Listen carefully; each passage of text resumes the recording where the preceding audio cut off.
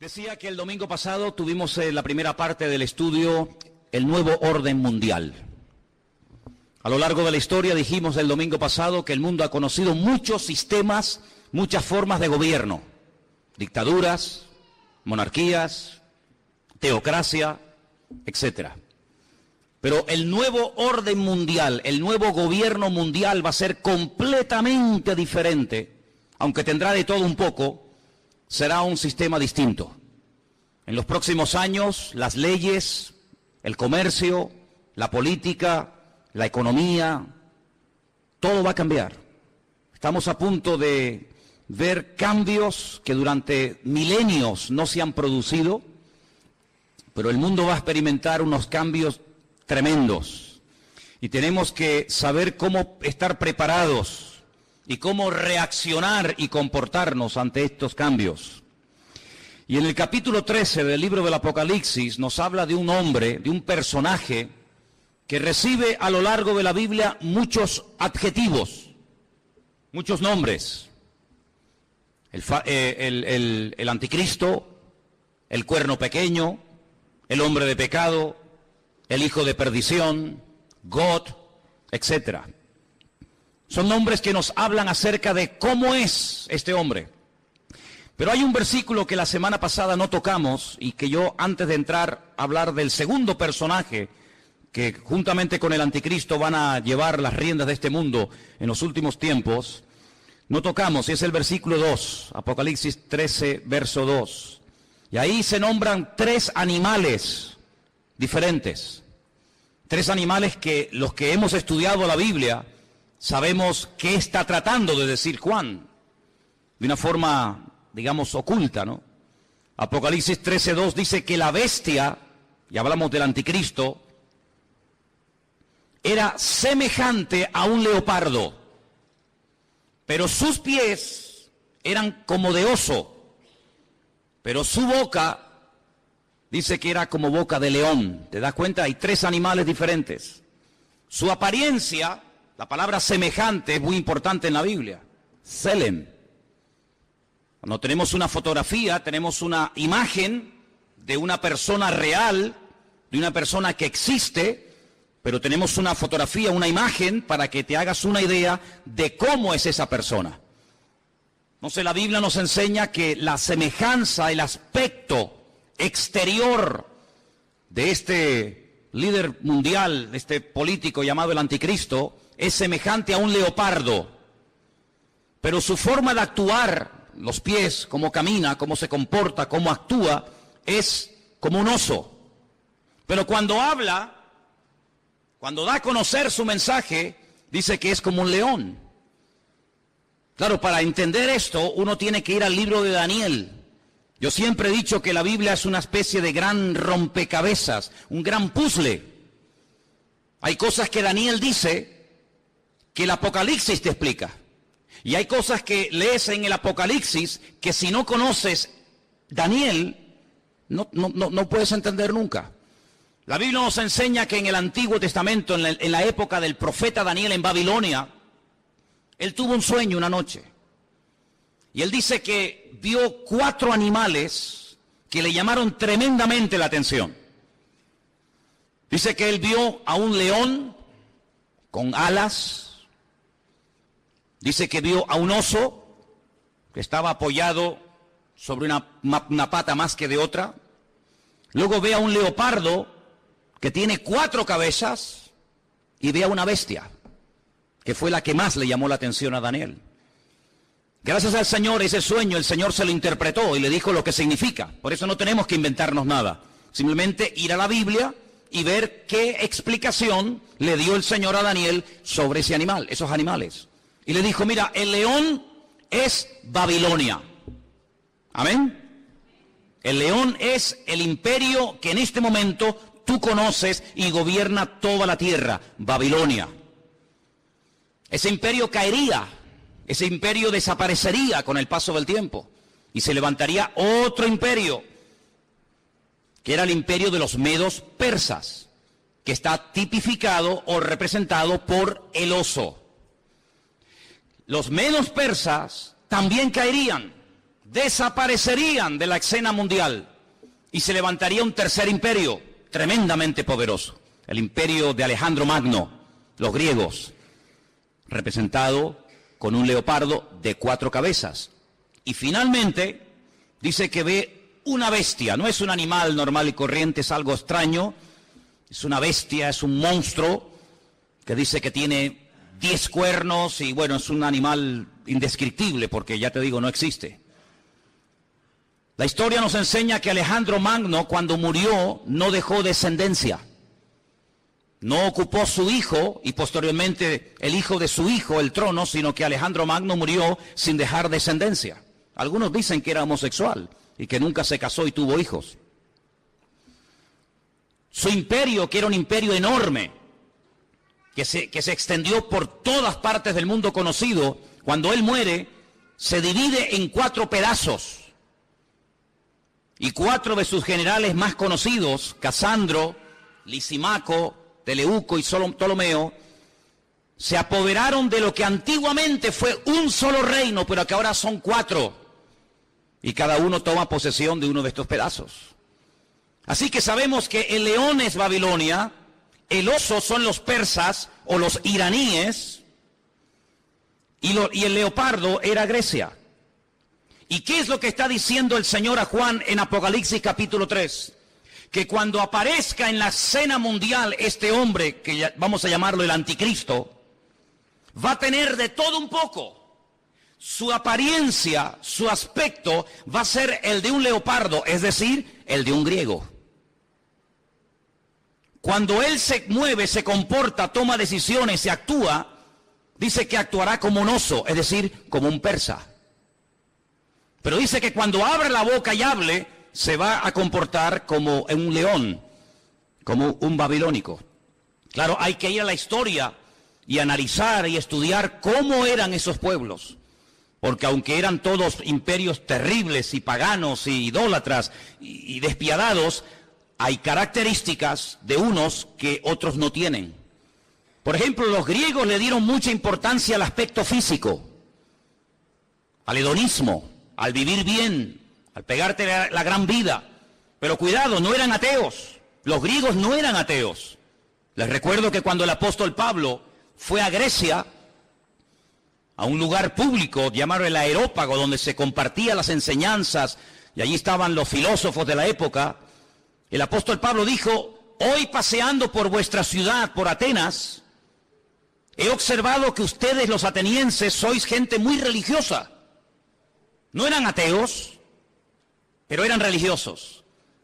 Dice que al apóstol Pablo le llamó la atención que vio un altar donde no había ninguna imagen, pero había una inscripción que decía: al Dios no conocido. Es decir, por si acaso nos hemos olvidado de reverenciar o de adorar a un Dios que no sabemos cómo es, le ponemos una inscripción para que no se sienta ofendido. Luego, una de las características de los griegos era que le daban mucha importancia a la cultura, a la filosofía, a los deportes. Ellos fueron los inventores, los creadores de las Olimpiadas. Ellos le daban mucha importancia al aspecto físico. Llenaron toda Jerusalén y el mundo conocido de antaño de gimnasios. Le daban mucha importancia al culturismo, al aspecto físico. Pero también eran personas que tenían grandes problemas con la lujuria. La mayoría de ellos eran bisexuales, le gustaban tanto los hombres como las mujeres.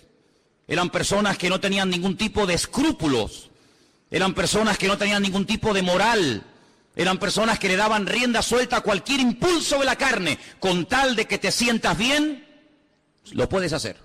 ¿Quieres ser homosexual y eso te hace sentir bien? Adelante. ¿Quieres ser cualquier otra cosa? Adelante. En otras palabras, no te reprimas. No tengas ningún recato, ningún principio moral o espiritual, sino rienda suelta a los impulsos. El anticristo será así.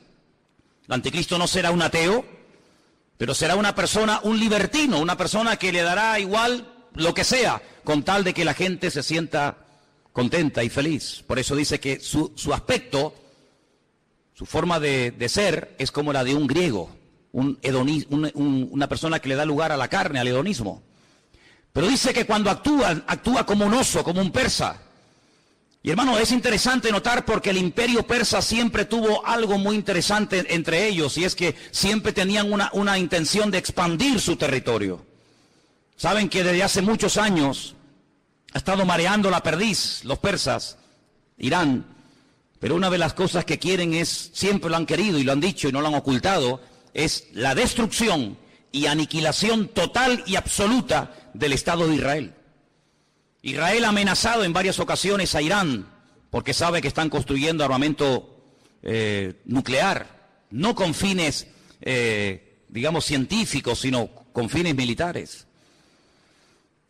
Irán recientemente dijo, si somos atacados por Israel, tenemos en este momento 80.000 misiles apuntando a la ciudad de Jerusalén y la destruiremos en cuestión de minutos, es lo que ellos dicen. Por lo tanto, aunque aparentemente es una persona pacífica y educada y con una cultura tremenda, por otra parte, en su corazón es una persona que le gusta la guerra. Dice la Biblia, recuerden, la semana pasada cuando hablamos de este personaje, dice que él cambia de religión.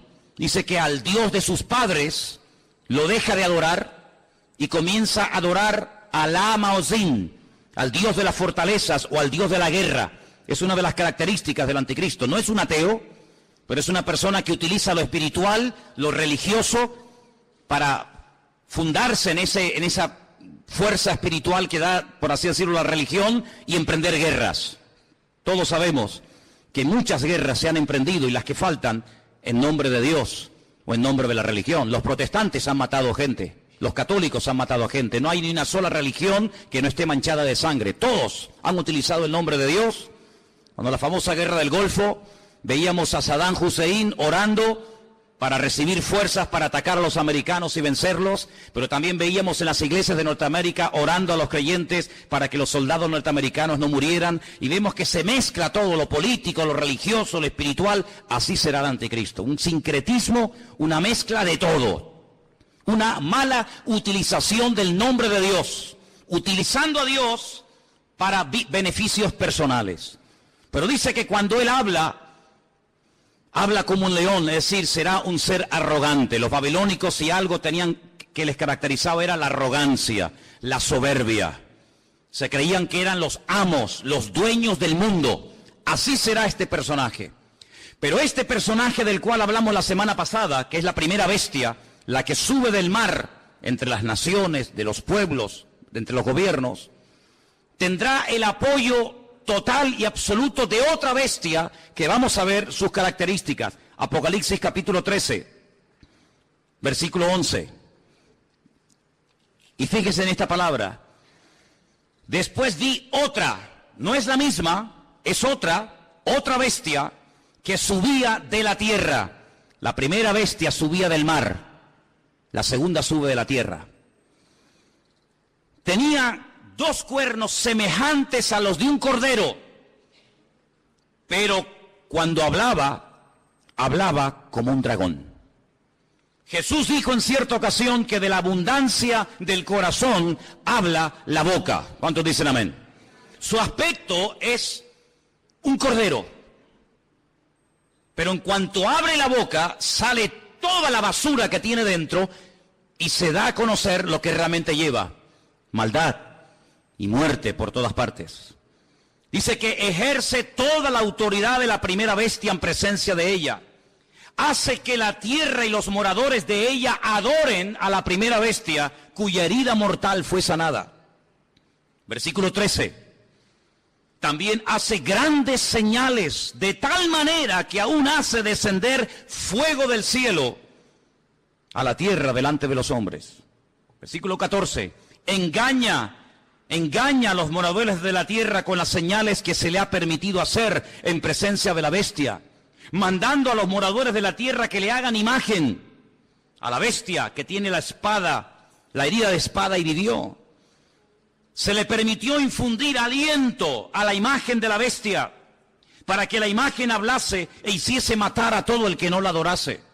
Verso 16. Hacía que a todos, pequeños y grandes, ricos y pobres, libres y esclavos, se les pusiese una marca en la mano derecha o en la frente. y que ninguno pudiese comprar ni vender sino el que tuviese la marca o el nombre de la bestia o el número de su nombre. Dice, aquí hay sabiduría. El que tiene entendimiento, dice, el que tiene entendimiento cuente el número de la bestia, pues es un número de hombre y su número es 666. Es decir, que en los últimos tiempos surgirá un nuevo orden mundial.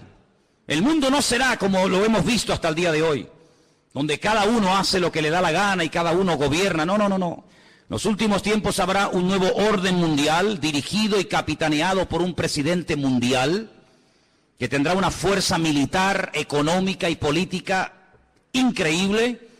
Y a este personaje se le conoce vulgarmente con el nombre del anticristo, el que se opone a Cristo, el que quiere suplantar la figura de Cristo. Pero tendrá a una persona que la Biblia lo llama, fíjense qué curioso, falso profeta. Si analizamos toda la Biblia, vemos que la figura de los profetas era algo muy importante. La Biblia está llena de verdaderos y auténticos profetas. Daniel, Jeremías, Isaías, Habacuc, Sofonías, Malaquías, cientos de buenos profetas. ¿Qué era un profeta? Un profeta era un hombre de carne y hueso, como cualquiera de nosotros, con una comunión con el Señor tremenda, que a través de sueños o de visiones o por voz audible recibía mensajes del Eterno, recibía mensajes del Señor para transmitirlos al pueblo de Israel, para que de esa manera el pueblo no pecara, para que de esa manera el pueblo no terminara adorando a otros dioses, para que el pueblo supiera en todo momento lo que tenía que hacer y lo que no tenía que hacer. Un profeta era una bendición para el pueblo. ¿Por qué? Porque era el nexo que unía al pueblo con Dios y a Dios con el pueblo. Era la persona que hacía la función de la boca de Dios. Cuando Dios quería decirle algo al pueblo, hablaba a través del profeta. Pero dice la Biblia, y la Biblia está llena de ejemplos de falsos profetas. Hay capítulos enteros en Jeremías, en Ezequiel y otros libros que nos hablan acerca del daño tremendo que hacían los falsos profetas. Por ejemplo, la Biblia dice que cuando las tropas del rey Nabucodonosor habían rodeado la ciudad de Jerusalén, había falsos profetas que decían, tranquilos, no pasa nada, no se preocupen, vamos a ganar la guerra. Nabucodonosor va a ser derrotado, se va a cansar y se va a marchar a su tierra. Vienen tiempos de paz, vienen tiempos de abundancia, vienen tiempos de prosperidad, pero había uno llamado Jeremías, que era el verdadero profeta, y decía, no les crean, les están mintiendo, es mentira, no viene paz, viene guerra, el enemigo no se va a ir, nos va a destruir, nos va a destruir la ciudad, nos va a quemar el templo, va a matar a nuestros jóvenes. Siempre hubieron falsos profetas que engañaban al pueblo, siempre había falsos profetas que venían supuestamente en nombre de Dios, y la gente lógicamente en muchas ocasiones le hacía más caso y prestaba más atención a los falsos profetas que a los verdaderos profetas. ¿Por qué? Porque el falso profeta decía lo que el pueblo quería oír. El verdadero profeta muchas veces iba en contra de la voluntad del pueblo. Por eso a la mayoría de los profetas los terminaban matando. ¿No dijo el Señor, Jerusalén, Jerusalén, que matas a los profetas y apedreas a los que yo te envío? ¿Cuántas veces quise juntar a mis hijos como la gallina junta sus polluelos y no quisisteis? La ciudad de Jerusalén pasó a la historia como una ciudad que mataba a los profetas. Porque los profetas confrontaban, los profetas hablaban claro, los profetas no eran aplaudidos, eran gente odiada. Era gente que muchas veces tenía que vivir totalmente dependiendo del Señor porque los querían matar, los querían torturar y querían taparles la boca a cualquier precio. Y curiosamente dice la Biblia que el anticristo tendrá el apoyo incondicional de un hombre que no va a ser un político, recuerda eso. El falso profeta no será un político, será una persona que se encargará fundamentalmente de 4 cosas. Primera, lo hemos leído, versículo 12. Hará todo lo posible para que todas las naciones de la tierra reconozcan la autoridad y se sometan a la autoridad del anticristo. Es decir, no atrae la gente hacia sí mismo, sino que atrae la gente hacia el anticristo. Es decir, será en relaciones públicas del anticristo, el que le hará la publicidad, la propaganda, el que irá por los platós de televisión, por las emisoras de radio, el que dará todo tipo de ruedas de prensa y de respuestas a las naciones, presentando a este hombre como la alternativa real y genuina que el mundo necesita. Les puedo asegurar que será conocido en todas partes de la tierra. Un hombre carismático, un hombre que sabrá llevarse bien con los árabes, con los judíos, con los musulmanes, con los católicos, con los evangélicos, con los ateos, con todo el mundo. Un hombre con un don de palabra extraordinario y un hombre que lo que pretende es desviar la atención de la gente hacia el Dios vivo y verdadero y llevarlos a la ruina, diciéndole a la gente, este hombre es lo que el mundo necesita. Este hombre es el que va a solucionar los problemas de la crisis, del paro, los problemas económicos, los problemas entre palestinos y judíos. Este lo va a solucionar todo. Primera función del falso profeta. Segunda, versículo 13. También hará grandes señales. La Biblia no dice qué tipo de señales hará, pero curiosamente menciona una que es tremendamente poderosa. Y dice que hará descender fuego del cielo a la tierra delante de los hombres. Solamente hubo un hombre en toda la historia de la humanidad que en un momento oró y cayó fuego del cielo, demostrando que el Dios que él adoraba y honraba era el verdadero Dios. Y era el profeta Elías. En el Monte Carmelo, dice la Biblia que allí hubo una confrontación del mundo de las tinieblas contra el mundo espiritual, contra el mundo del Señor. Y el profeta Elías dijo, la respuesta no tiene que ser a través de un sueño, la respuesta no será a través de una visión, a través de un ángel, sino la respuesta tiene que ser algo contundente y visible a kilómetros. Y allí en lo alto de ese monte en el que hemos estado en cantidad de ocasiones, desde donde se tiene una perspectiva de una zona geográfica muy grande de Israel, allí él oró y dice que descendió fuego del cielo y 400 profetas falsos de Baal fueron degollados en aquel día. Nunca más nadie ha hecho eso. Bueno, perdón, una vez unos hermanos en el Nuevo Testamento, cuando fueron a entrar a una ciudad a evangelizarla, a hablar del Señor y no los quisieron oír, le dijeron al Señor, Señor, ¿nos das permiso para que oremos y caiga fuego del cielo y los destruya a todos? Y el Señor les dijo, no, queridos, yo no he venido a eso. Monarjes, hijos del trueno, no les dio autorización para que oraran, para que cayera fuego del cielo. Pero en los últimos tiempos habrá un hombre que por un poder satánico, por una unción falsa, pero poderosa al fin y al cabo, dice que tendrá la capacidad de sorprender a las naciones haciendo caer fuego del cielo. Será una de las muchas señales que este hombre haga. Así que primero intenta llevar a la gente al anticristo. Segundo, hará grandes señales. Tercero, versículo 14. Engañará a los moradores de la tierra con las señales que se le ha permitido hacer. Jesús dijo en Mateo capítulo 24, hoy se ha leído este capítulo aquí en el púlpito. En Mateo capítulo 24 dice que cuando Jesús salía del templo de Jerusalén, los discípulos le dijeron, Señor, observa, qué templo tan hermoso tenemos. Un templo maravilloso, es una maravilla para nosotros los judíos tener un templo tan bonito en nuestra ciudad de Jerusalén. Jesús les dijo, no quedará piedra sobre piedra que no sea destruida. Cuando ellos cruzan el torrente de Cedrón y se van al monte de los olivos, allí 4 de sus discípulos, 4 solamente, le dicen, Señor, ¿cómo? ¿Cuándo?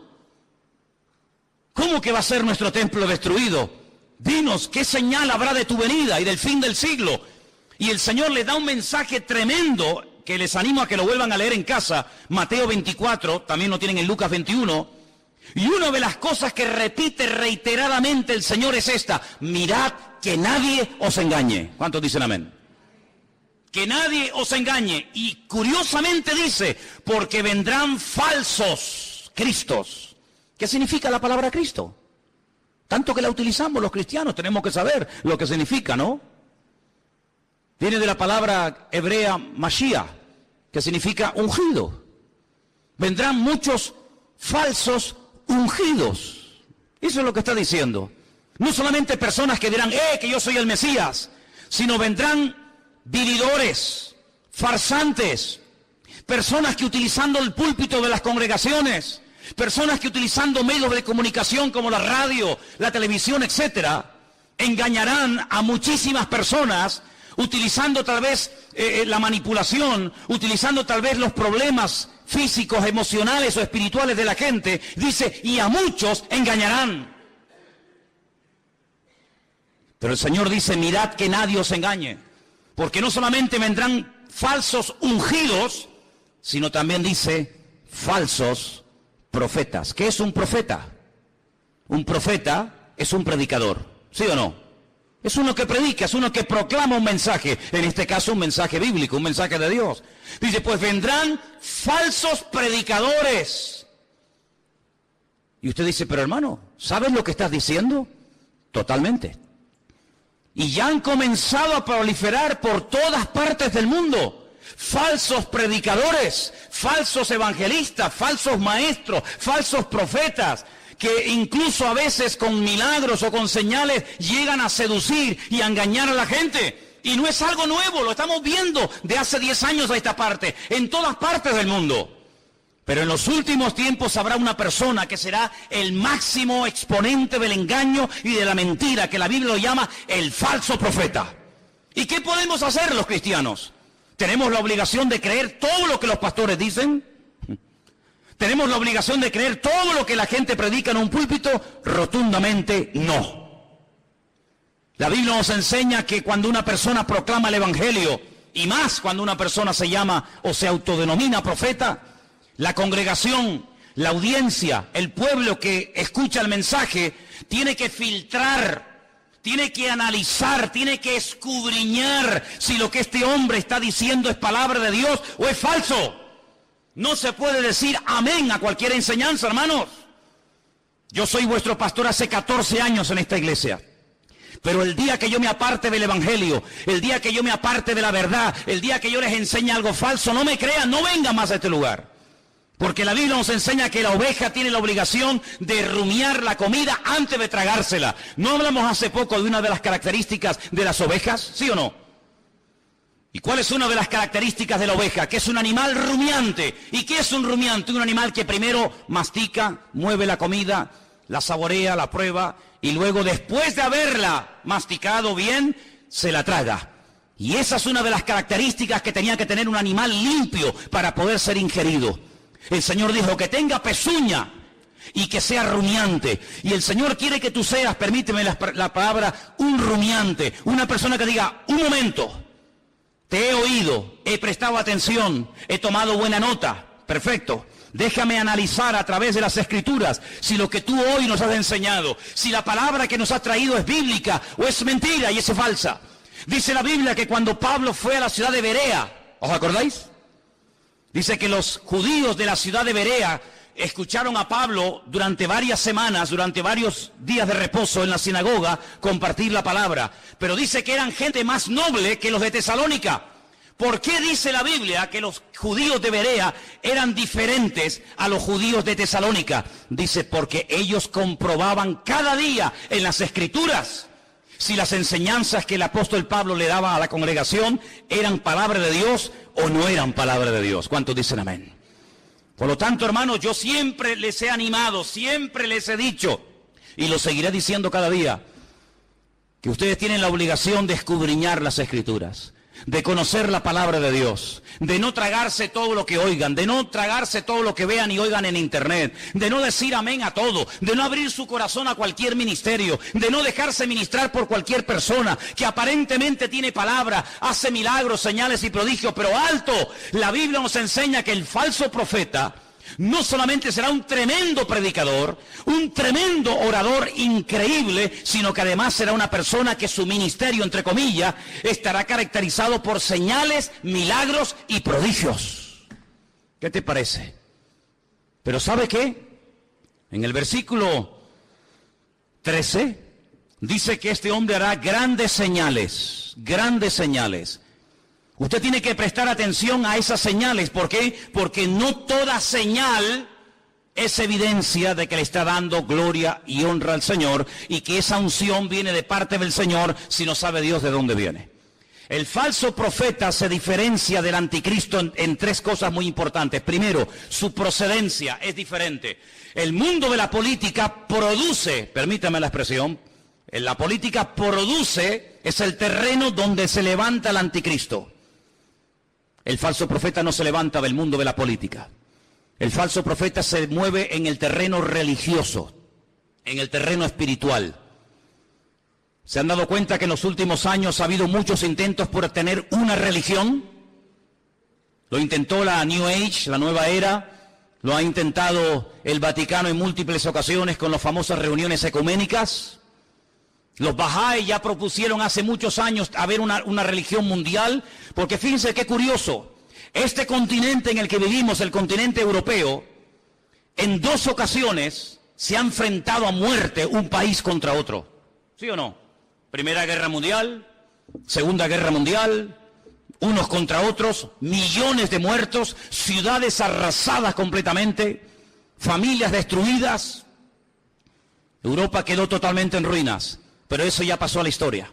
Antes los que se peleaban, ahora son amigos, ahora comen juntos, ahora hacen negocios juntos, ahora se venden los productos unos a otros. Luego ya no estamos en un tiempo de guerra en Europa, estamos entre comillas en un tiempo de paz. Ya no nos peleamos unos contra otros, ¿ve? Porque en una guerra todos pierden. Ahora nos unimos en una unidad política y económica y donde tenemos todos en común una misma moneda. ¿Sí o no? Usted puede viajar por Europa, por muchos países, y no tiene que cambiar en un país la moneda, en otro la otra, sino que con una misma moneda se puede mover. Ya no hay fronteras. ¿Se acuerdan cuando viajábamos por Europa? Ya no hay fronteras. Puedes pasar de un país a otro prácticamente ya, a cualquier hora puedes pasar de un país a otro. Pero falta una unidad. Sí, hay una unidad militar, hay una unidad política, hay una unidad económica, pero no hay una unidad espiritual. El anticristo, a través del falso profeta, una de las cosas que tratará de mover en el mundo es que la gente llegue a la conclusión de que no es bueno que haya tantas religiones, sino que lo mejor es que haya una religión donde todos se sientan a gusto. Ya hace años están tratando de crear el Crislam. El Crislam, quieren unir el Islam con el cristianismo. En muchas congregaciones evangélicas, ya la palabra Jehová o la palabra Yahvé o la palabra el Eterno o la palabra Dios ha desaparecido. Ya hay una nueva versión circulando de la Biblia en muchas iglesias evangélicas del mundo donde aparece la palabra Alá. En el principio creó Alá los cielos y la tierra. Alá lo que estamos diciendo. En otras palabras, para llevarnos bien, quitemos la palabra Dios, pongamos la palabra Alá. Hay muchas Biblias donde han quitado la palabra sangre. Es increíble cómo puede haber instituciones evangélicas que han quitado la palabra sangre de la Biblia, porque es una palabra que no es una palabra que choca o es una palabra muy fuerte. Amados hermanos, vienen tiempos de cambios como ustedes no se pueden ni imaginar. Vienen tiempos en los que no solamente lo económico cambiará de una forma tremenda, sino lo espiritual cambiará de una forma que ustedes no se pueden ni imaginar. Ahora quiero leerles un versículo que se encuentra en Apocalipsis 16:13, donde dice que el falso profeta y el anticristo harán algo que muchas veces no se menciona. Y vamos a leerlo. Apocalipsis 16, versículo 13. Y dice así: vi salir de la boca del dragón, Satanás, de la boca de la bestia, el anticristo, y de la boca del falso profeta, 3 espíritus inmundos a manera de ranas. Son espíritus de demonios que hacen señales y van a los reyes de la tierra en todo el mundo para reunirlos a la batalla de aquel gran día del Dios Todopoderoso. Una de las cosas que el mundo tiene que conocer y ustedes, hermanos, tienen que saber, porque la Biblia lo profetiza con cientos y miles de años de antelación. Cuando te pregunta la gente, ¿y tú crees que habrá una tercera guerra mundial? ¿Crees que otra vez el mundo volverá a enfrentarse y a matarse y a pelear los unos contra los otros? Y yo te digo, no te quepa la menor duda. La pregunta no es si se van a pelear, la pregunta es ¿por qué tardan tanto en enfrentarse los unos contra los otros? El mundo se está convirtiendo en un caldo de cultivo donde la violencia y la agresividad será algo normal. Miren los colegios, hermanos.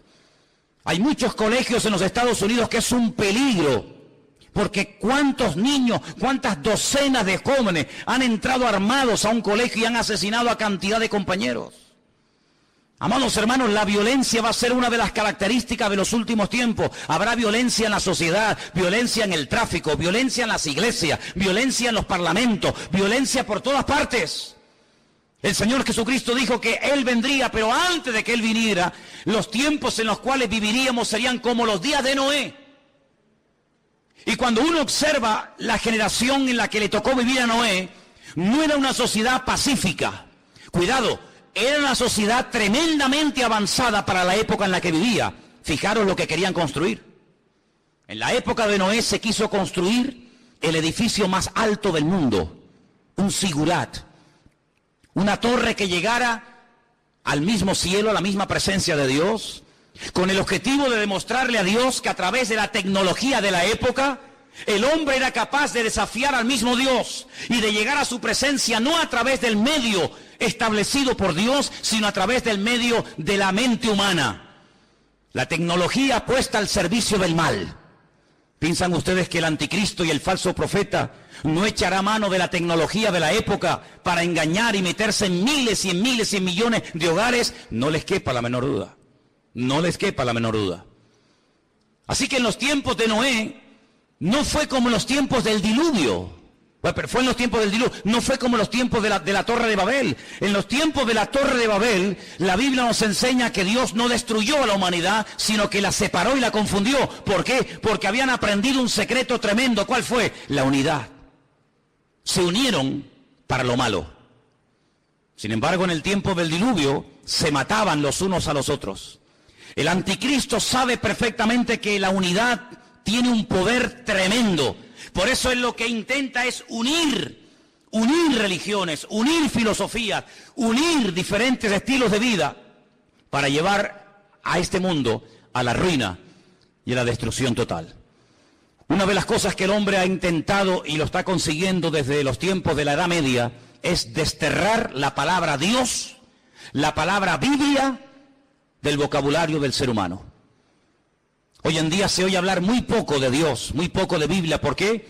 Porque los hombres a lo largo de la historia han intentado destruirse los unos a los otros. Pero el objetivo final del diablo es destruir a Dios, quitar a Dios del vocabulario de la gente. ¿Y qué es lo que hace el falso profeta? Levantar al anticristo para que lo adoren a él.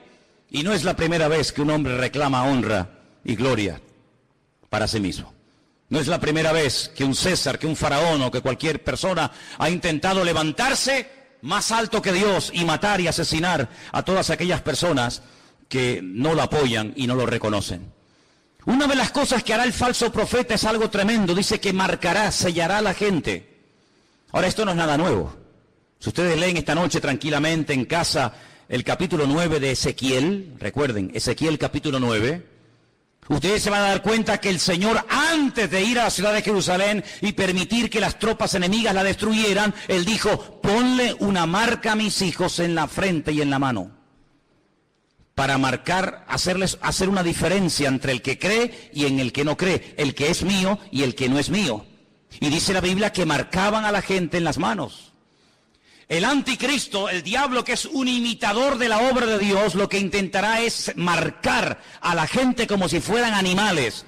Ya hablamos la semana pasada de ese famoso microchip, un sistema muy interesante, muy moderno, que intentará facilitarle la vida a la gente, sobre todo a la hora de comprar, a la hora de vender, a la hora de viajar, no perder el dinero, tener en todo momento encima tuyo todos tus datos económicos, tus datos de vacunas, etcétera, etcétera. Ese microchip ya existe. No es una ciencia ficción. Los animales, los perros, me imagino que en Suiza será igual. Aquí es obligatorio que los animales tienen que llevar un chip.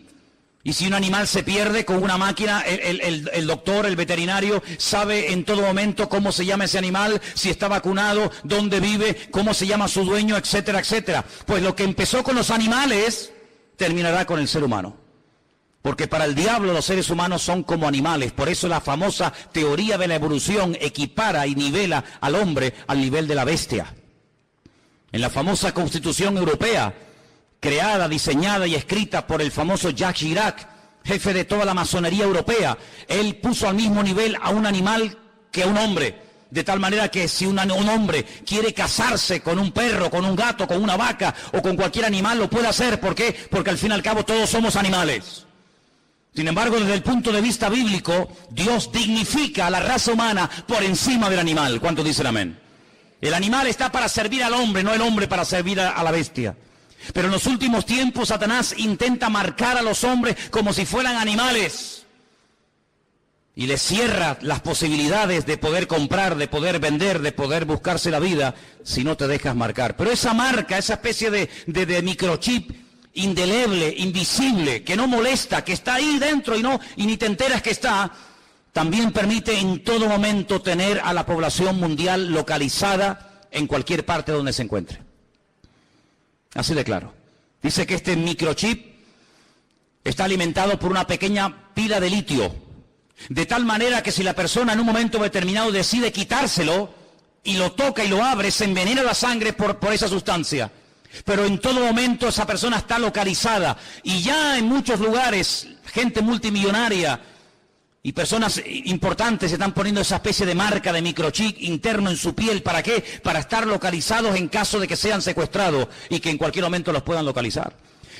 Sí, suena como ciencia ficción, ¿verdad? Suena como algo de Steven Spielberg, ¿no? Suena como algo que tú dices, pero esto es una cosa increíble.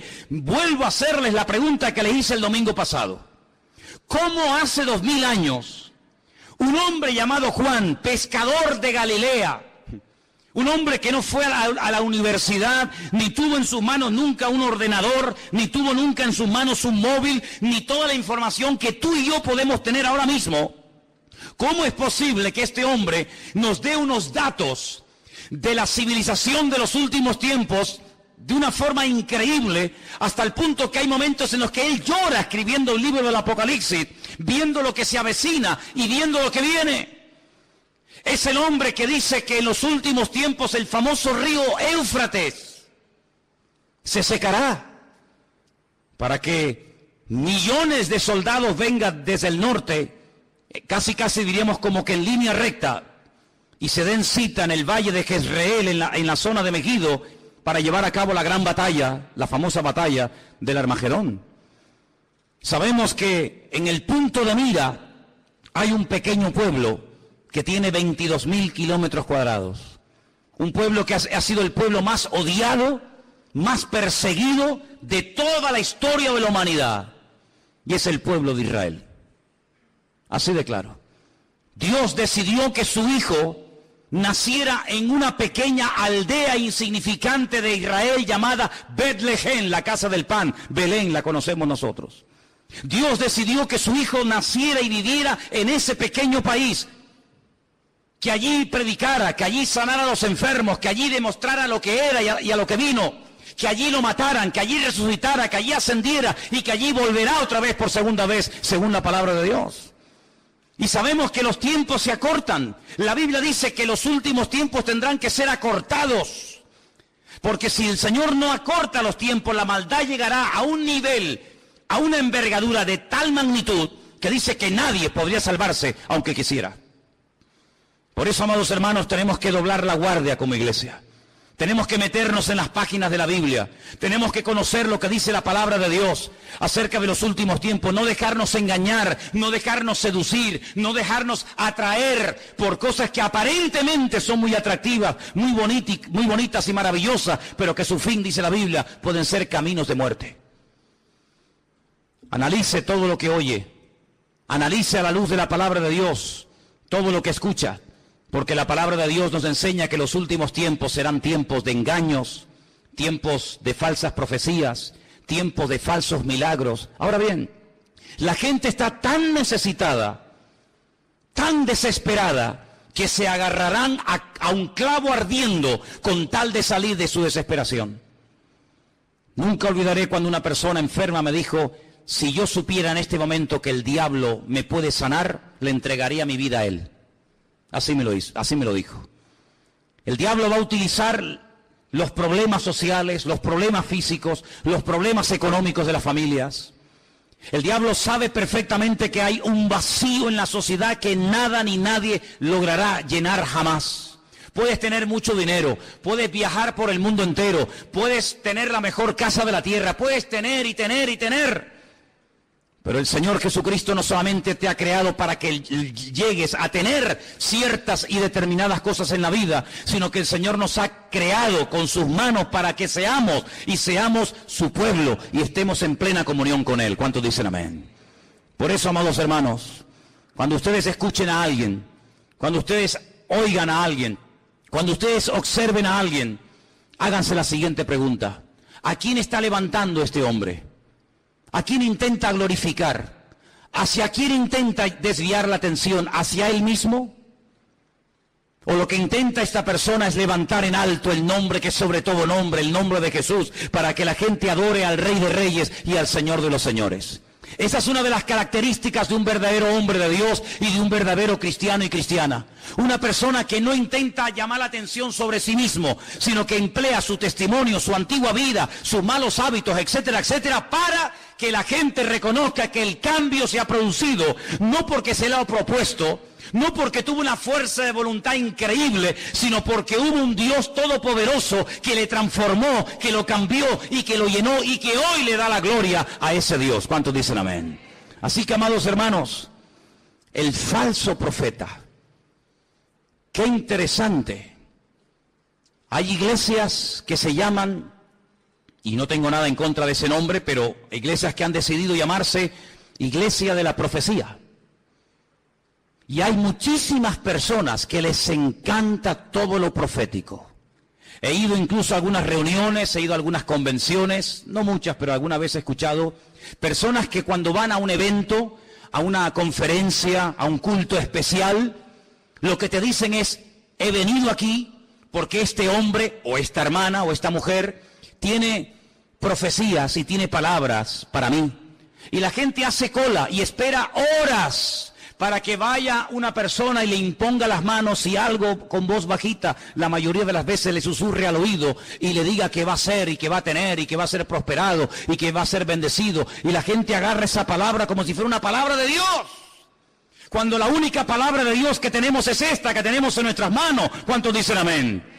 Si usted busca palabras, si usted busca consejos, si usted busca algo que le oriente para saber si me caso o no me caso, si me voy o me quedo, si compro o no compro, es la bendita palabra de Dios. Dice el salmista: lámpara es a mis pies tu palabra y lumbrera mi camino.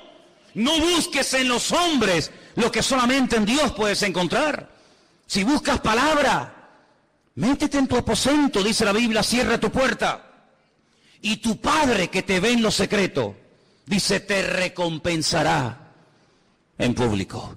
Pero qué fácil es ir a una persona para que nos diga esa persona, supuestamente en nombre de Dios, lo que yo tengo que hacer. Cuidado, porque la Biblia dice que en los últimos tiempos el don de la profecía será mal usado para engañar y para seducir a las almas inconstantes. Claro que creemos en las profecías.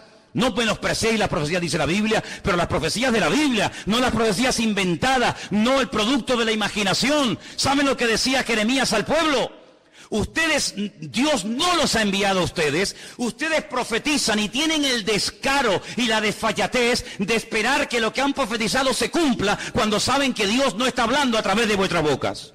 Amados hermanos, maldito el hombre que confía en el hombre, pero bienaventurado el hombre que confía en el Señor. ¿Cuántos dicen amén?